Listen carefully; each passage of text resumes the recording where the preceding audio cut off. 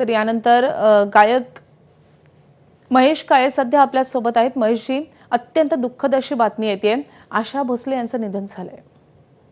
होय होय, मला आता फोन आला तेव्हा कळालं. काल ती पोस्ट जी होती रुग्णालयामध्ये त्यांना दाखल केलंय, तेव्हापासून माझा एक कार्यक्रम होता काल नाशिकमध्ये आणि आज अलिबागला आहे. तर येतानाच मला ती पोस्ट पाहिल्यापासून रुख आणि काल रात्री या सकाळी सुद्धा मी माझ्या पत्नीशी बोलत असताना म्हटलं अशात त्यांना त्यांची तब्येत खराब आहे असं कळालं.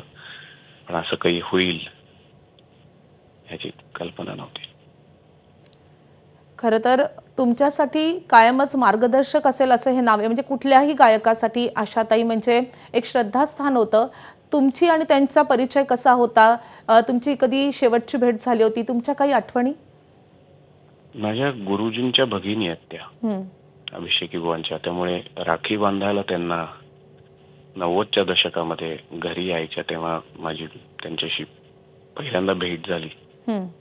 त्यानंतर इतक्यात सूरनवा ध्यासनवाच्या एका फिनालेमध्ये त्या गेस्ट म्हणून होत्या.